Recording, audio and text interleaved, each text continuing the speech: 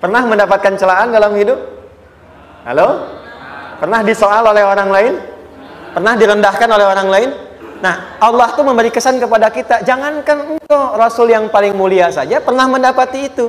Tapi bagaimana seni mendapatkan ketahanan sehingga dalam dicela pun tetap tenang, dalam disoal pun tetap hatinya nyaman. Karena ketenangan itu yang membawa pikiran tenang dan tindakan yang terukur. Dan kadang-kadang ketenangan itu lebih penting bahkan dibandingkan dengan harta yang berlimpah. Seringkali saya berikan perbandingan dari sejak dulu kita belajar kan. Coba pilih mana? Saya yakin masih konsisten. Pilih mana? Kaya tapi gelisah atau miskin tapi tenang. Tidak boleh ada pilihan ketiga, saya tahu itu. Kaya tapi gelisah atau miskin tapi tenang, pilih mana? Ya, saya tahu lah. Kaya tapi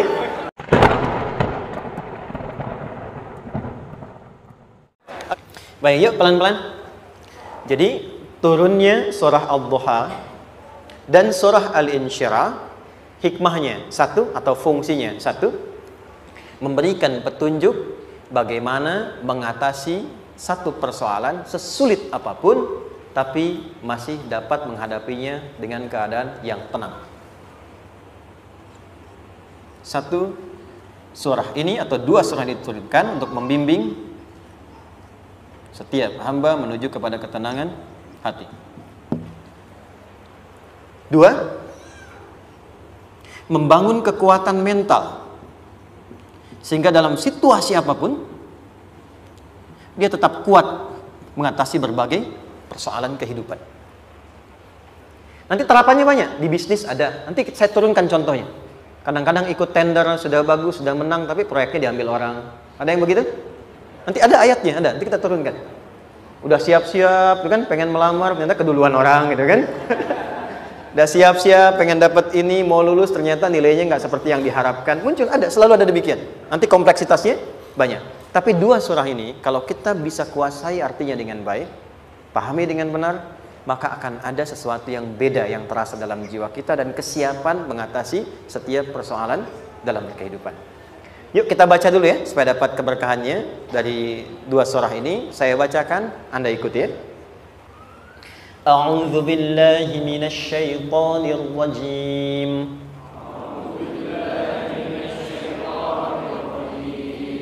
Bismillahirrahmanirrahim. Wadduha Wallayli idha saja Ma wadda'aka rabbuka wa ma qala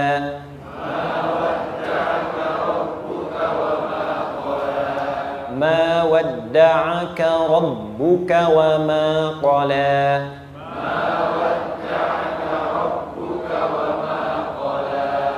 Walal akhiratu khairul laka minal ula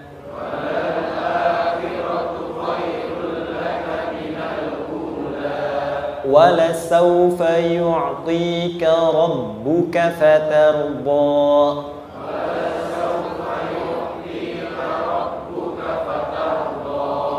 Alam yajidka yatiman fa'awa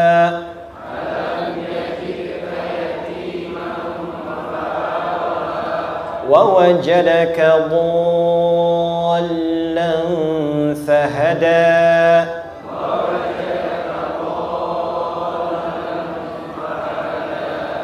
ووجدك عائلا فأغنى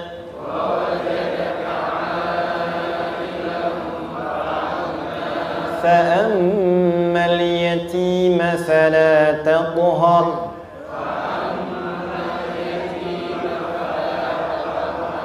وأما السائل فلا تنهر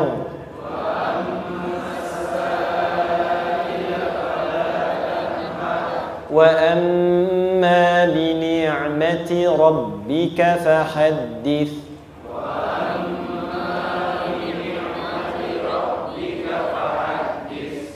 Satu surah dulu, alhamdulillah. Izin saya bacakan tadi untuk diikuti supaya setidaknya Kalau kita pulang dan ditanya, bagaimana hidupmu engkau jalani? Seperti apa engkau berinteraksi dengan Quran yang telah aku turunkan? Maka kita pernah menjawab, ya Allah, kami pernah bacakan itu. Jangan pernah kita berkehidupan sampai wafat dan tidak pernah berinteraksi dengan Quran walaupun sekedar membacanya. Wadduha, aku bersumpah, setiap huruf waw yang berada di awal kalimat di satu surah itu makna utamanya berarti sumpah. Ya, qasam, sumpah. Seringkali diartikan demi, ya. Wal asri, demi masa. Wal fajri, demi waktu fajar. Wal laili, demi malam. Intinya sumpah. Sebentar, pelan-pelan. Kalau Allah menyampaikan sesuatu kepada kita, yakin tidak? Saya ulang, yakin tidak? Serius? Hah? Kalau yakin, kenapa tidak dilakukan? Ya, itu pertanyaan besar, ya. Baik, kalau Allah menyampaikan, tidak bersumpah pun harusnya kita yakin. Tapi kalau Allah bersumpah dalam kaidah ilmu tafsir, berarti ada sesuatu yang sangat penting, yang saking pentingnya akan sangat dibutuhkan oleh setiap hamba, sehingga diminta setiap hamba itu fokus menyimak apa yang mau disampaikan. Bahkan saking pentingnya menyimak itu, Allah bersumpah. Jelas? Kalau teman-teman menemukan di Quran ada ayat dibuka dengan sumpah, berarti ada kasih Allah yang tinggi yang akan disampaikan di ayat itu sampai meminta kita fokus untuk menyimaknya. Ad-duha, untuk memudahkan maknanya, teman-teman kalau waktu duha itu jam berapa ya? Oke, sebetulnya dimulai sejak matahari itu mulai naik, yang memantulkan, ya, atau menyinari cahayanya itu mulai terasa lembut. Ya, kalau misalnya kita ambil 1,5 jam setelah subuh. Sekarang subuh 4:30 lah, taruhlah 4:30 ya. 1,5 jam berarti jam 6 kan? Nah, itu awal duha tuh. Awal duha. Sampai ke pertengahan kurang lebih 9:30, jam 10. Akhir duha jam 11 sampai menjelang ke zuhur. Awal duhanya disebut dengan syuruk namanya. Syuruk. Jadi syuruk itu awal duha. Kalau sudah jam 6 ada cahaya matahari ya, enak nggak ke tubuh kita itu? Nyaman nggak? Jam 8 enak nggak kalau berjemur ya? Jam 9 enak ya? Nah, ini kata kiasan dalam bahasa Arab. Kalau kita merasakan sesuatu yang enak, nyaman, memberikan manfaat yang banyak, itu orang Arab sering memberikan kiasan dengan waktu-waktu tertentu, diantaranya duha. Jadi kalau kita menemukan kalimat duha, jangan langsung diartikan ke waktu duhanya. Boleh jadi yang diinginkan adalah makna di balik itu, yaitu semua kenikmatan dan kenyamanan yang didapatkan. Cara mengartikan ini, wadduha, aku bersumpah, kata Allah, ya Muhammad, demi semua kenikmatan yang kau rasakan dalam hidup, seperti engkau merasakan kenikmatan cahaya duha itu. Jelas? Wal laili idza saja, dan aku bersumpah, al-lail, lail itu apa? Malam. Baik, lail turunannya, layali jamaknya, lela, lili, lala, itu malam. Jadi kalau ada ibu leli, ibu malam-malam ya. Lail. Oke. Lail itu malam. Malam gelap nggak? Gelap. Tapi kalau gelapnya gulita, tidak ada cahayanya, gelap betul gitu. Gelap ya.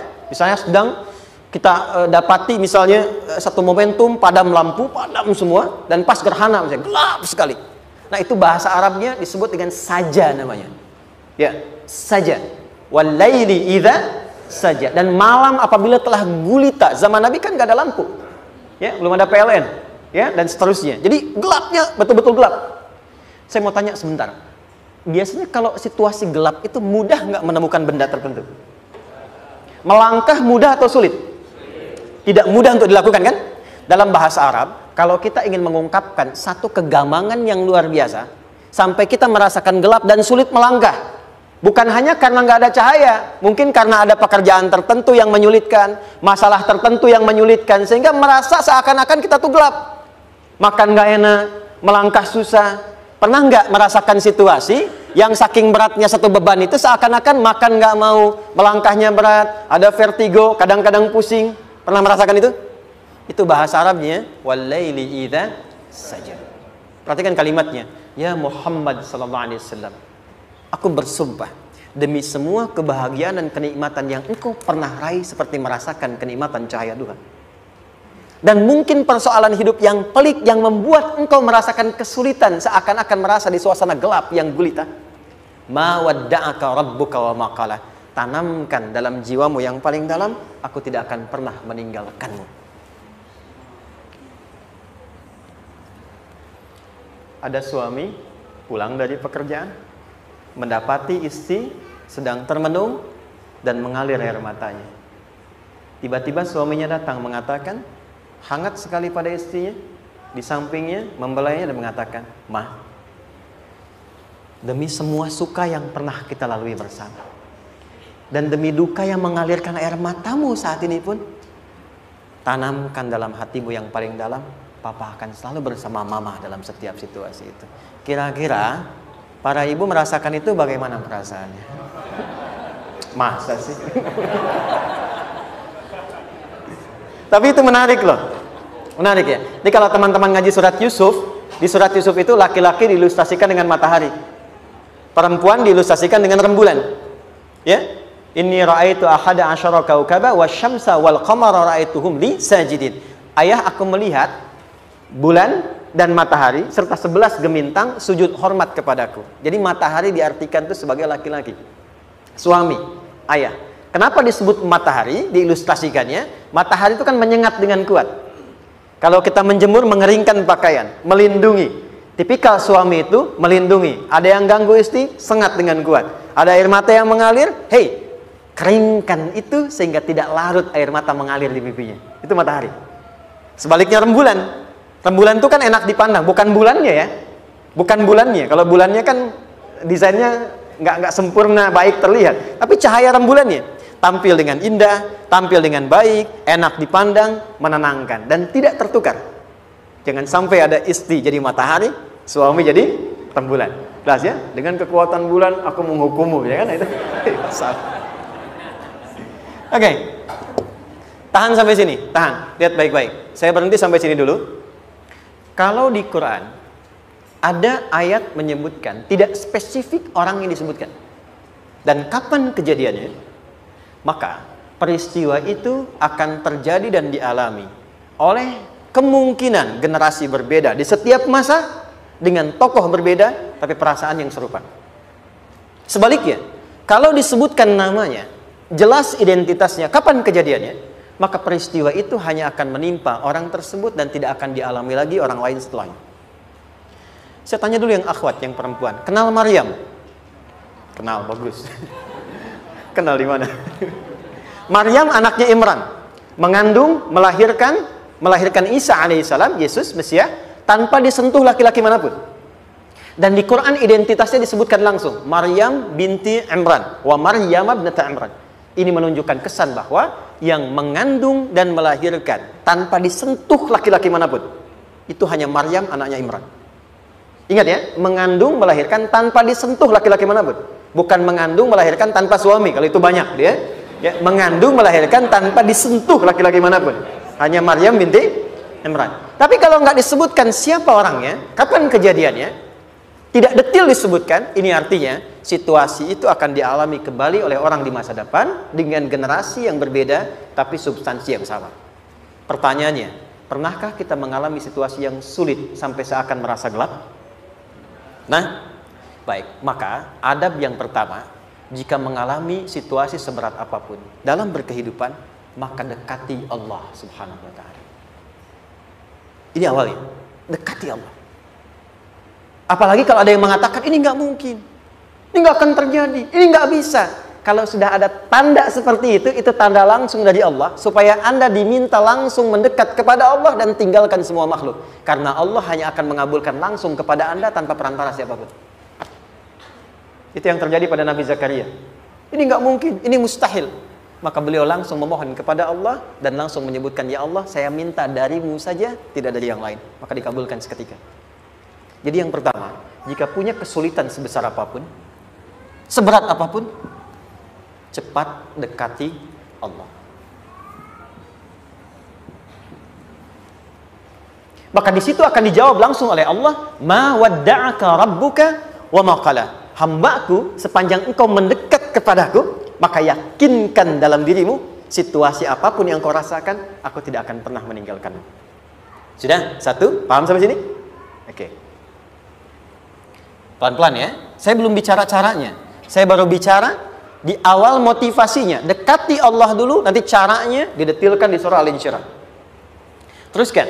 Ma wadda'aka rabbuka wa ma qala. Walal akhiratu khairul laka minal. Perhatikan. Hei, seberat-berat bebanmu saat ini, ingat, satu saat akan tuntas.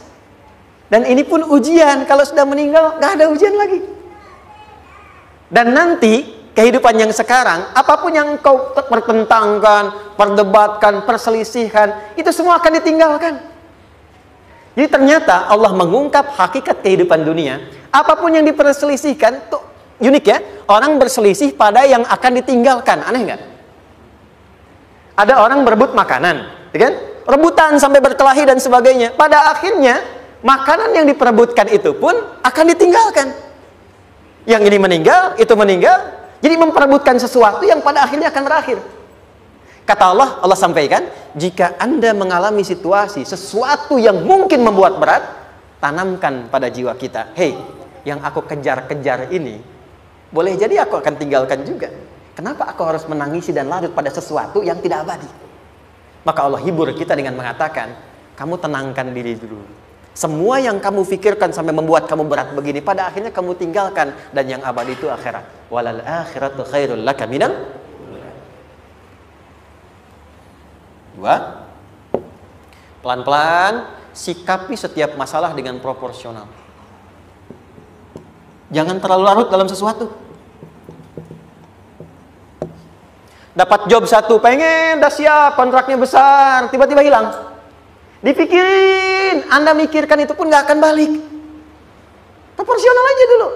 Ya, nanti caranya akan turun nanti di Al-Insyirah. Tenangkan diri dulu. Prasangka baik kepada Allah Subhanahu wa taala. Boleh jadi apa yang Allah ingin berikan sebagai pendahuluan sekarang belum sampai kepada kita karena Allah menyiapkan yang lebih baik di balik itu. Kita belum tahu ada apa di balik itu sehingga kita tidak dapatkan itu.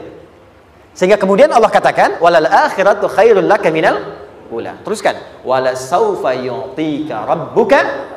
Pelan-pelan. Orang yang punya sikap seperti ini, itu cenderung lebih dekat mendapatkan ridha Allah dibandingkan dengan orang-orang yang larut dalam kesulitan.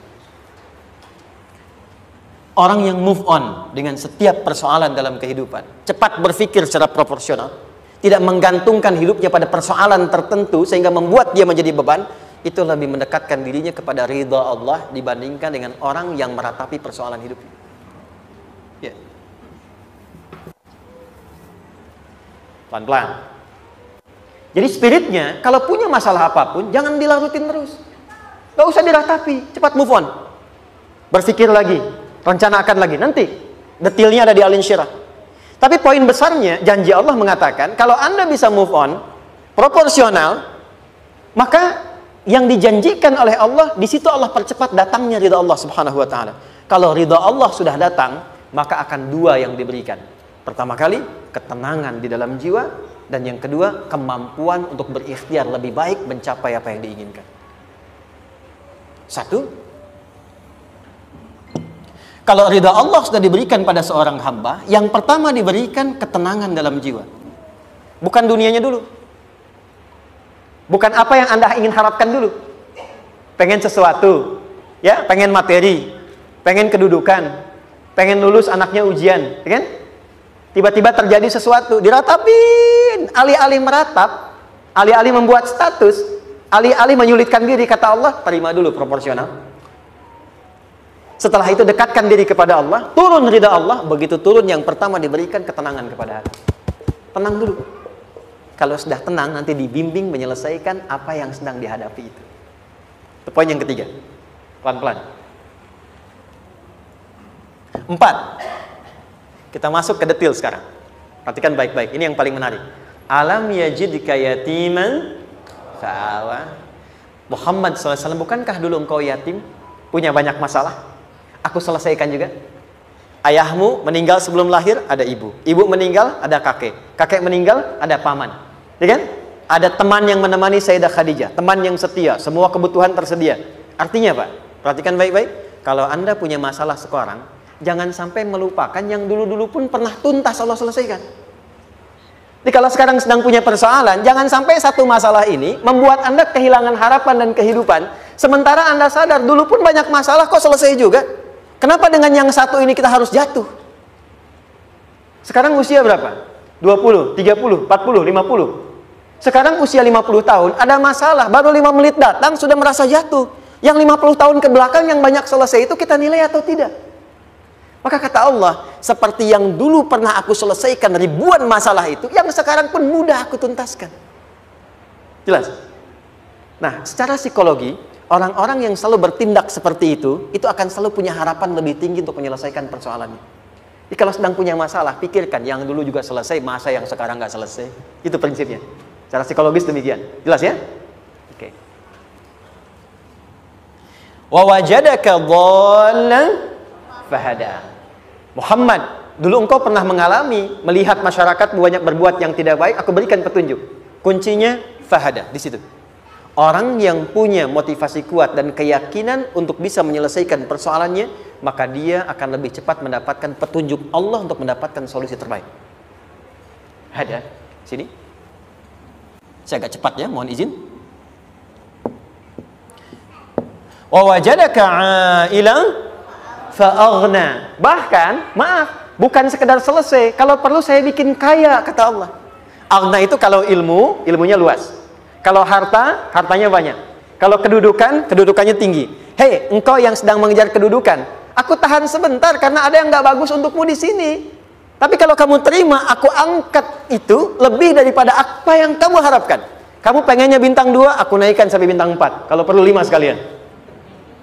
Hei, kamu yang ingin kampus di sini, aku tahan. Bahasa kamu nggak lulus, kamu nangis, kamu mengadu, kamu datang pada orang tuamu. Orang tua mulai protes, mulai curhat macam-macam. Terima dulu. Mungkin di sini ada yang tidak baik seperti doa ibumu yang sering memohon, ya Allah, jangan sampai anakku berbuat yang salah. Jangan sampai terjebak narkoba. Jangan sampai terbawa tawuran. Di sini ada yang kurang tepat untukmu. Kalau kamu ridha, kamu terima, kamu proporsional, bahkan aku pindahkan ke kampus yang lebih baik yang tidak kamu bayangkan sebelumnya. Di orang-orang yang selalu menerima apa yang Allah ujikan dan ridha dengan itu, maka Allah akan angkat derajatnya bahkan melebihi ekspektasi dirinya. Paham? Kalau sudah seperti itu, maka lihat ujung ayatnya. Lihat ujung ayatnya. Fa'ammal yatima fala taqhar. Maka jangan pelit berbagi kepada orang lain. Share. Kalau sudah sukses, share. Berbagi, bukan hanya materi, bagi ilmunya, ya, bagi kebahagiaannya.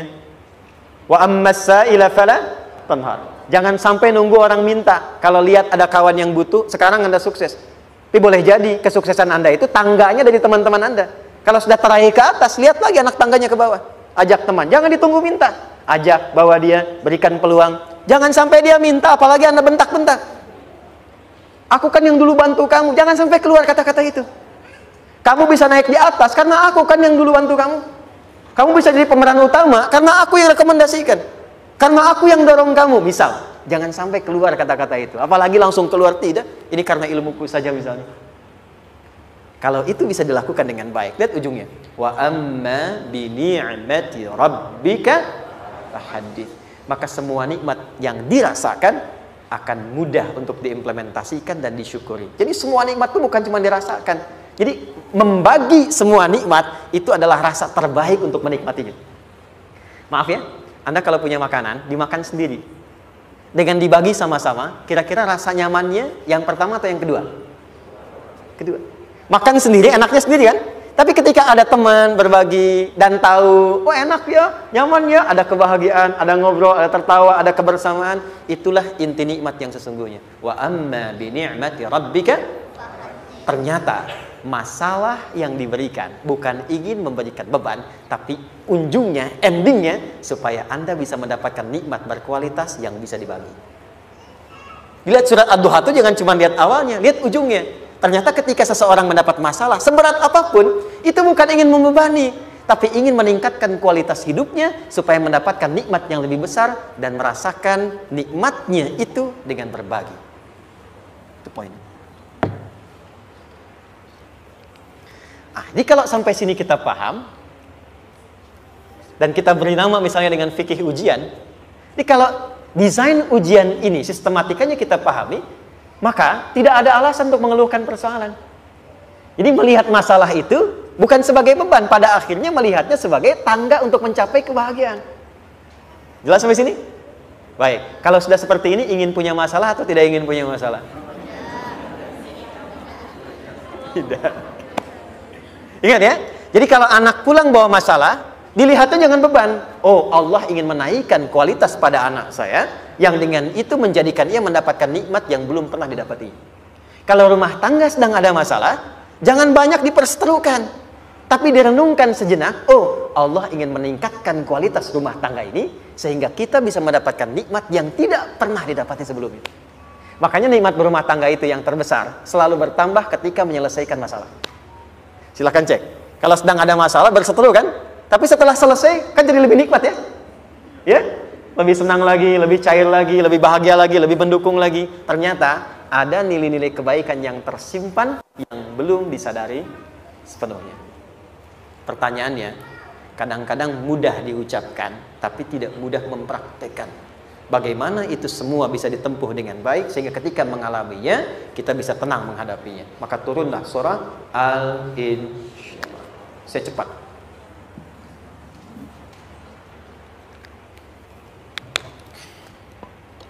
Teman-teman, ini apa? Kelas ya? Baik, pelan-pelan sedikit. Kira-kira volumenya besar kecil? Kecil ya? Baik. Kalau saya bandingkan dengan gayung, volumenya besar mana? Gayung ya? Baik. Kalau ini saya perlebar, sehingga bisa memasukkan apapun ke dalamnya, itu bahasa Arabnya disebut dengan insyirah namanya. Jelas? Meluaskan sesuatu sehingga terlihat lapang, sehingga memudahkan setiap hal masuk ke dalamnya. Itu insyirah namanya. Surah ini diberi nama dengan surah Al-Insyirah, yang berarti sesuatu yang lapang, yang tenang, yang nyaman.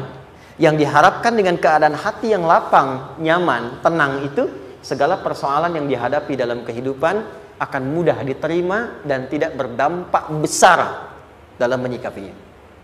Maka bagaimana kemudian Allah memberikan turunan-turunan petunjuk supaya apa yang diharapkan ini bisa tercapai? Satu, izin mengilustrasikan. Saya kasih cerita sebentar. Ada seorang anak muda, kisah ini sangat viral, hampir setiap kita bisa mendapatinya. Datang kepada seorang kakek tua di sisi danau yang jernih sekali airnya. Dia berkeluh kesah tentang persoalannya. Dia katakan, saya punya masalah begini. Berat sekali terasanya. Kakek itu kemudian permisi, dia hanya membawa 2 genggam garam. Kemudian beliau bawa 1 gelas, ilustrasinya seperti ini. Dimasukkanlah kemudian garam itu ke gelas itu. Lalu diambil 1 gelas air yang jernih tadi, dengan garam segenggam. Kata beliau, minum. Pemuda itu mengatakan, wah asin, minum aja dulu. Lalu ketika diminum, langsung ditumpahkan. Dia muntahkan asin katanya. Lalu setelah itu kakek yang tadi melepaskan segenggam sisanya, dilempar ke danau tadi yang luas. Lalu diambil lagi dengan gelas yang sama. Sekarang minum. Bagaimana rasanya? Segar, enak, nyaman. Itulah hatimu. Kalau hatimu sempit sesempit gelas ini, maka masalah sekecil apapun akan selalu menghadirkan kesulitan seperti engkau menelan garam tadi. Tapi kalau hatimu luas, sebesar apapun masalah, tidak akan pernah berdampak pada dirimu kecuali engkau mampu menyusun rencana untuk mengatasinya. Kelapangan hati yang membuat diri kita mampu menerima persoalan apapun, itu yang disebut dengan insyirah. Makanya dulu tahun 90-an ada sinetron Hati Seluas Samudra gitu ya. Saya pernah tahu itu. Sama anaknya diapa-apain juga, masih aja ya menerima gitu. Dulu siapa ya? Jeremy Thomas dan lain-lain ya. Saya kira ada itu. Ya, saya kira itu ya. Saya pernah lihat sejenak ya. Saya jarang-jarang nonton itu. Pernah lihat aja. Saya senang riset. Jadi kalau Riset itu ada riset dakwah, ada riset materi. Saya teman-teman yang musik gitu ya, saya tidak tidak terlalu dekat dengan musik karena saya di Quran gitu. Tapi untuk mengetahui hukum musik itu bagaimana, saya riset. Sampai ke notasi saya tahu. C, D, F, G, A, B, C, G, A, B, C, D, F, G, D, F, G, A, B, C, D, A, B, C, D, F, G, A, F, G, A, B, C, D, E, B, C, D, E, F, G, Ais, B, F, G, Ais, B, C, D, Ais, Fis, C, D, Ais, B, G, Ais, B, Cis. Gitu kan ya? Ya? Tapi kalau diminta piano, gitar, ini saya nggak bisa. Ya, tapi untuk menentukan hukum, nah kita bisa paham gitu. Misalnya boleh nggak baca Quran pakai langgam Jawa gitu kan? Nah hukumnya apa? Nanti dari teori itu muncul. Ya, paham ya? Nah, oke, balik sini. Perhatikan baik-baik. Satu, saya agak cepat. Ini ditafsir langsung turun Al-Insyirah. Yang pertama, alam nashrah laka sadrak wa wada'na anka wizrak allazi anqadha dhahrak. Tahan sampai sini dulu, 3 ayat. Saya mulai dari ayat kedua dan ketiga. Perhatikan baik-baik. Wa wada'na anka wizrak allazi anqadha dhahrak. Artinya apa? Artinya satu beban yang diletakkan di pundak yang berpengaruh kepada semua bagian tubuh. Kita pernah melakukan atau melihat yang angkat beban ya? Beban kan semakin berat diangkat, semakin terasa ke bagian-bagian tubuh ya, ke semuanya. Nah, itu namanya wizrak alladzi anqadha dhahrak. Beban yang dipikul yang berat sekali sampai semua merasa. Makanya jadi satu ungkapan dengan mengatakan dia sedang memikul beban yang sangat berat.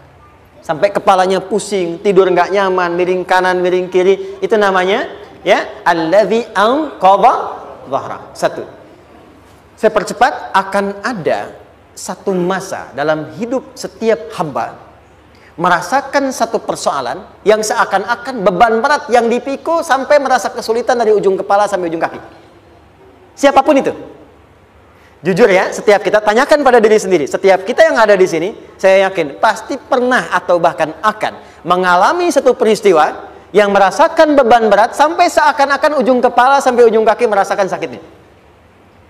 Ada yang sudah mengalami atau bahkan nanti akan ada yang melalui. Perhatikan baik-baik. Teruskan ayatnya. Wa rafa'na laka. Perhatikan. Kalau ada yang sedang merasakan itu, yakinlah kata Allah, pada saat itu sesungguhnya Allah sedang mengangkat derajatnya dan meningkatkan kualitas hidupnya untuk mencapai sesuatu yang istimewa yang belum pernah diraihnya. Dari sini kita buat persamaan. Ujian. Tadi kan? Berbanding lurus dengan harapan. Banding lurus dengan solusi nanti pada akhirnya. Fokus. Lulus di sini, insya Allah setiap persoalan akan lebih mudah untuk diatasi. Ujian, seberat apapun yang sedang kita alami, tidak akan pernah diberikan kepada kita oleh Allah, kecuali ternyata hikmahnya untuk mengabulkan harapan-harapan besar yang sebetulnya kita mintakan. Jujur ya, setiap kita kan sering punya permohonan ya, sering berdoa ya, ya Allah minta ini, minta itu, minta ini, minta itu, gitu kan? Nah, cara Allah mengabulkan harapan kita itu, yang pertama, jalurnya lewat ujian. Karena semua kesuksesan itu, desain dasarnya adalah melewati ujian. Coba, anak-anak kita yang sedang sekolah itu, apa mungkin diwisuda dengan penuh kebahagiaan kalau nggak mengalami ujian? Hah? Lewat ujian dulu kan? Dia belajar dulu, ujian dulu, ngatasin soal dulu, lulus, baru wisuda. Apakah mungkin akan dapat IPK 4 yang diharapkan kalau tidak mengalami ujian? Belajar dulu, ya kan? Ada waktu, sempat dia bangun malam, siang, dan seterusnya belajar, keringat dan sebagainya, baru bahagia kan? Dan ternyata belajar itu untuk diwisuda. Sebab kalau kita tidak belajar, mustahil dapat wisuda. Kalau tidak lewat ujian, mustahil dapat ijazah. Karena ternyata harapan itu, hukum dasarnya dalam berkehidupan, bisa diraih dengan melewati ujian. Ini poinnya. Jadi mohon, kalau sedang mengalami sebuah peristiwa dan kita harus menghadapi itu, coba renungkan. Sebetulnya pernah berdoa apa sampai kita mengalami itu, sehingga dengan jalan itulah sebetulnya Allah ingin mengabulkan harapan yang dulu pernah kita mintakan. Jelas? Oke, satu. Yuk turunkan rumus ya pelan-pelan. Quran surah kedua ayat 286. Ini kesini dulu, baru nanti kita balik lagi. 2 Al-Baqarah ayat 286. La yukallifullahu nafsan illa usaha. Tahan sampai sini. Lihat baik-baik.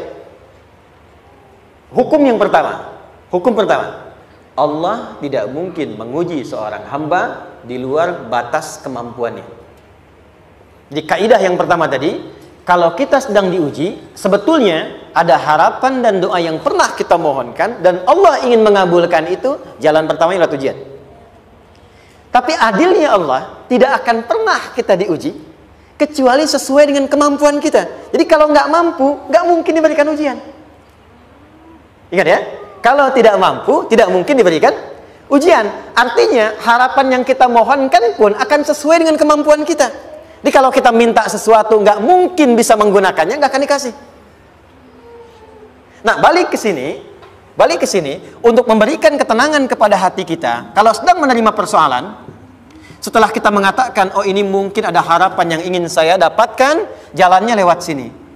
Untuk memberikan ketenangan kepada hati, begitu persoalannya tiba, langsung katakan pada diri kita, saya pasti bisa menjalaninya. Mustahil saya diuji kalau nggak mampu menjalaninya. Itu bahasa singkatnya. Ingat ya? Kalau ingin mudah menyelesaikan persoalan, kata Quran, setiap ada ujian, langsung katakan pada hati kita, insya Allah bisa. Gak mungkin saya diuji kalau saya gak sanggup. Jelas? Dan tanamkan itu pada hati yang paling dalam. Ini gak mudah. Kalau cuma disimpan di pikiran, jadi beban. Tapi kalau Anda tanamkan dalam hati, seberat apapun masalahnya, pasti saya sanggup. Pasti saya bisa. Pernah lihat dulu ada acara 90-an Benteng Hattori? Oke? Benteng Takeshi ya? Takeshi ya, gitu kan? Artinya kan bisa jawab ya. Kita tahu Ninja Hattori mendaki gunung, lewati lembah, ya tahu ya. Son Goku, Son Gohan, apa? Saya tahu itu. Son Goku, Kamehameha, Piccolo itu yang nulisnya Suzuki Watanabe, saya tahu itu. Benteng Hattori, balik lagi ya. Benteng Takeshi ya.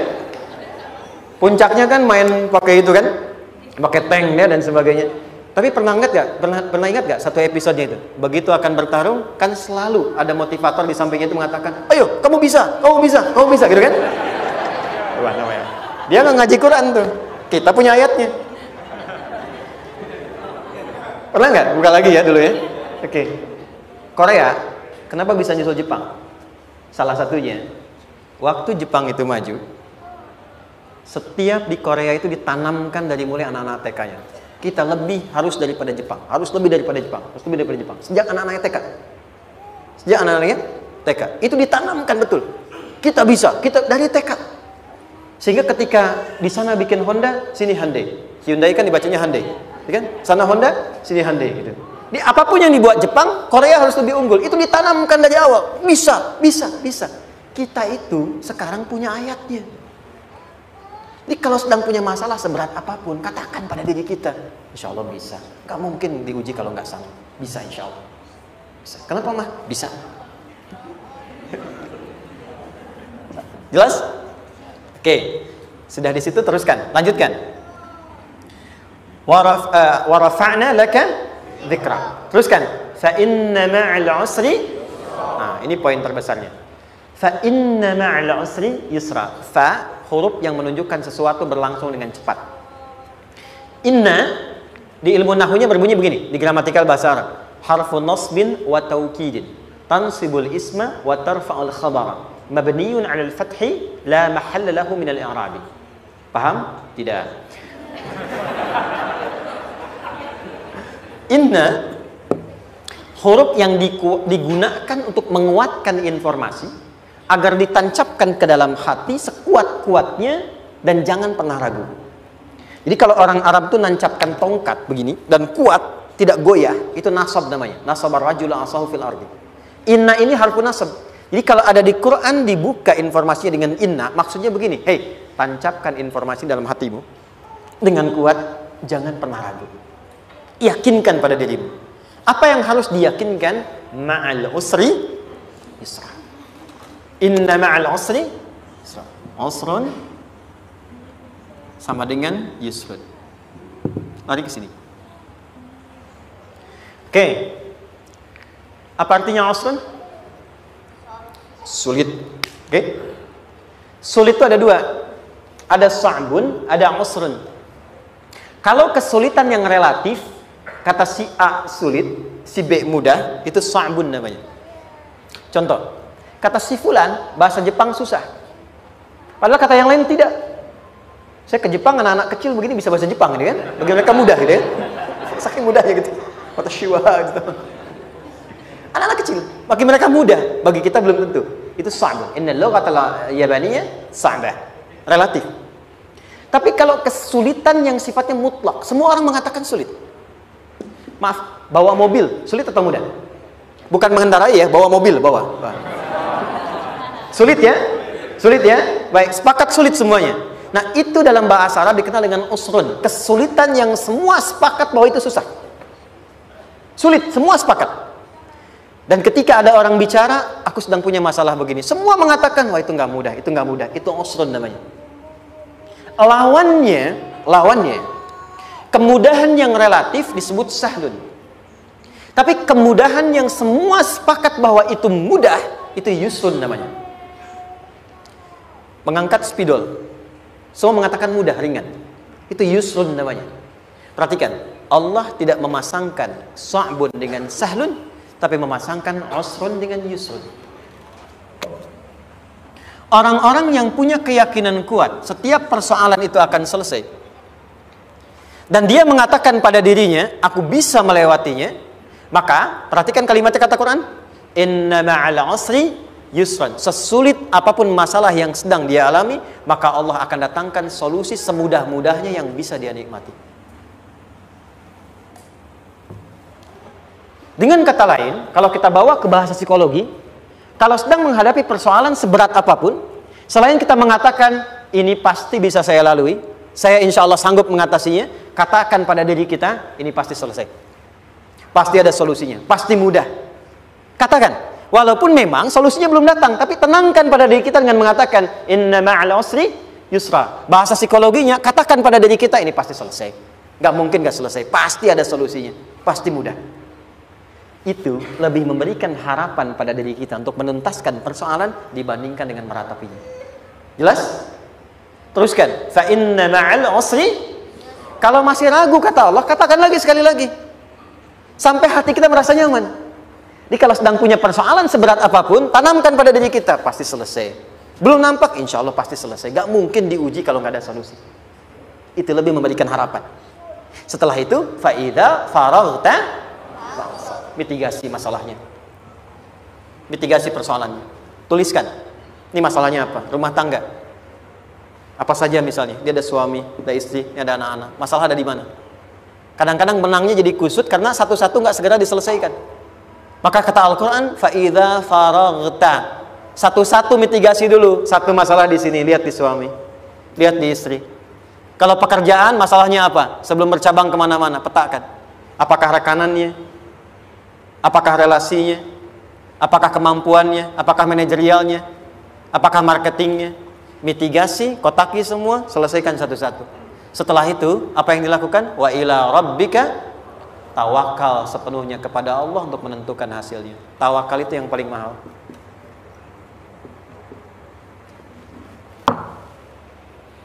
Anda kalau nggak punya kepasrahan, stres.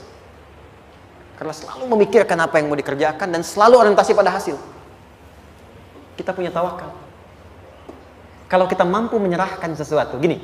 Di sini ada orang yang paling jago misalnya main basket.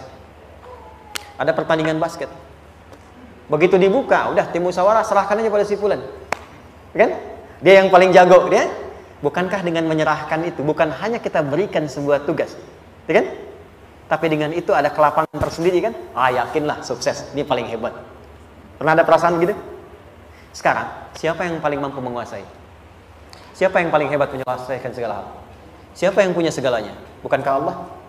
Orang-orang yang punya tingkat tawakal yang tinggi, maka satu, dia akan lebih stabil keadaan mentalnya dan tidak akan pernah gelisah dengan kekecewaan.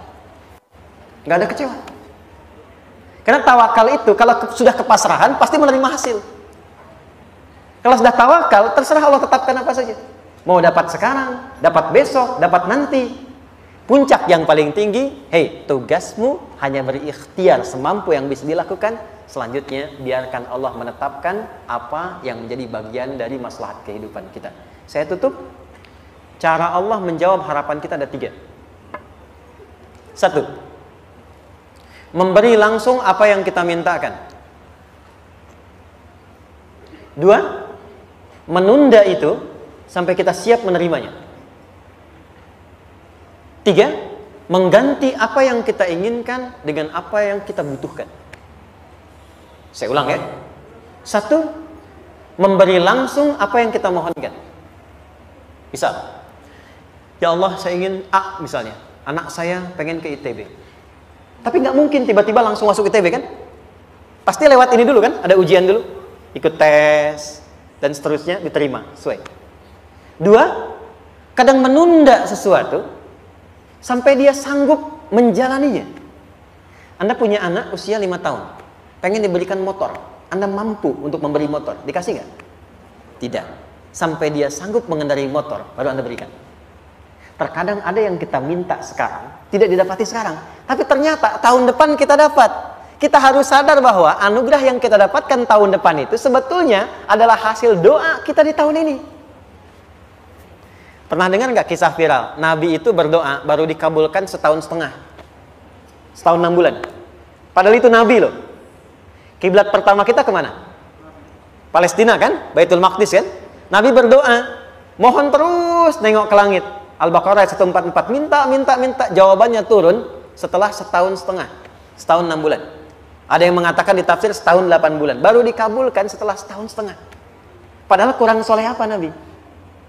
Nabinya siap, mungkin umatnya yang belum siap. Nabinya siap, tapi ada tantangan di masyarakat yang tidak mudah, yang mungkin bisa meruntuhkan dakwah. Baru dikabulkan setahun setengah. Ketika semua umatnya sudah bisa siap menerima itu. Boleh jadi apa yang diminta orang tua sekarang terkabulnya mungkin belasan puluhan tahun pada anaknya yang nomor sekian. Tahu Imam Syafi'i? Imam Syafi'i itu kan nama aslinya Muhammad. Bapaknya Idris. Kakek yang ke atas yang ketiga namanya Syafi'i. Kenapa disebut Imam Syafi'i? Dinisbatkan pada kakek yang ke atasnya. Ternyata kakeknya ini seorang ulama besar, saleh, memohon kepada Allah. Setiap di keturunannya ada yang bisa menggantikan lebih soleh, lebih baik lagi. Ternyata yang didapatkan bukan dari anaknya, tapi generasi keturunan yang kesekian. Anda belum sekarang bisa hafal Quran. Misalnya, Anda bermohon, berdoa, boleh jadi yang hafal, mungkin bukan di anak, bisa di cucu, bisa di bagian keluarga yang lain. Maka, terkadang tawakal itu tidak hanya memberikan hasil yang cepat, tapi memberikan keindahan yang terasa tertunda, tapi melengkapi kebahagiaan yang dirasakan. Penutupnya, boleh jadi minta ke ITB, diterimanya di Unpad. Minta motor, dapatnya mobil. Kalau itu senang, luar biasa. Minta mobil, dapatnya motor, gitu kan? Ternyata kadang-kadang desainnya yang terakhir. Saya tutup, Allah mengabulkan apa yang kita butuhkan, bukan apa yang kita inginkan. Anak Anda sakit, dibawa ke dokter. Kata dokter, jangan dulu makan jeruk. Maka Anda pulang, dia minta jeruk. Anda berikan apel. Saya nggak mau apel, mah. Saya pengennya jeruk. Nggak apa-apa, nah. Ini apel rasa jeruk, misalnya kan? Anda berikan. Ternyata apa? Bukan ingin menyakiti dan tidak mengabulkan keinginan anak, tapi lebih memberikan apa yang dia butuh. Kadang-kadang maaf ya, teman-teman mintanya proyek A, udah capek, di situ nggak dapat, dapatnya di yang lain. Teman-teman, itu Allah berikan sebetulnya hasil ikhtiar Anda yang sebelumnya.